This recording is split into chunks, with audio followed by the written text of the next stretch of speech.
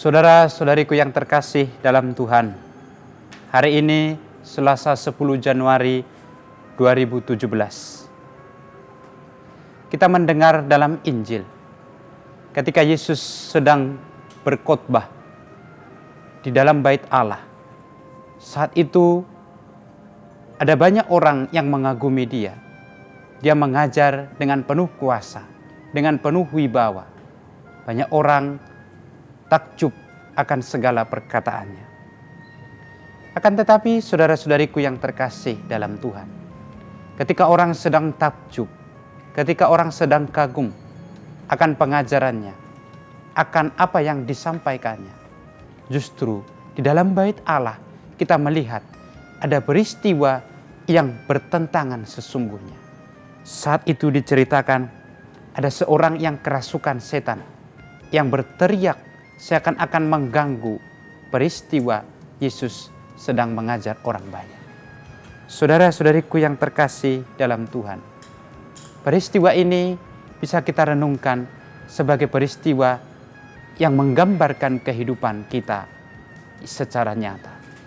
Dalam banyak kehidupan kita, gereja, tempat-tempat suci, tempat-tempat yang kadang-kadang kita anggap suci, ternyata tidak serta-merta menjauhkan kekuasaan jahat, menjauhkan iblis dari dalamnya. Justru saudara-saudariku yang terkasih dalam Tuhan, di tempat-tempat yang suci, di tempat-tempat kudus, ketika orang sedang mendengarkan Tuhan berkata, ketika orang sedang mendekat kepada Yesus, justru semakin dekat pula kekuasaan jahat untuk mencari mangsa. Saudara-saudariku yang terkasih dalam Tuhan, peristiwa dalam Injil hari ini adalah peristiwa yang mengajar kita satu hal.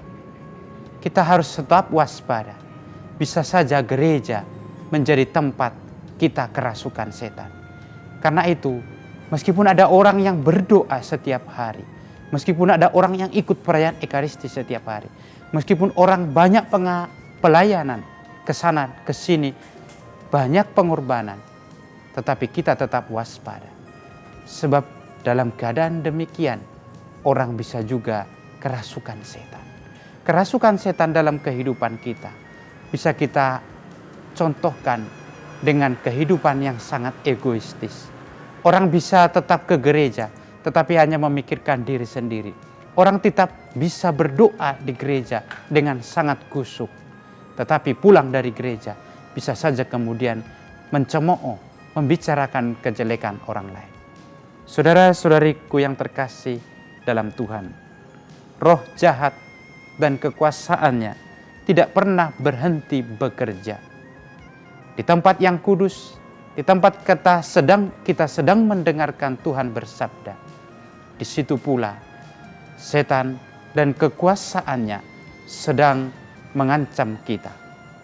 Karena itu saudara-saudariku yang terkasih dalam Tuhan, tempat-tempat suci, tempat-tempat kudus, gereja, dan tempat-tempat ziarah bisa saja menjadi tempat mangsa, bisa saja menjadi tempat bagi iblis menemukan mangsa ketika kita tidak selalu waspada.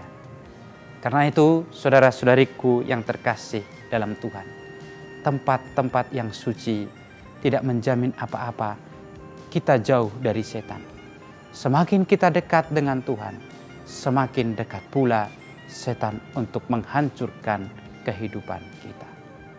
Tuhan memberkati.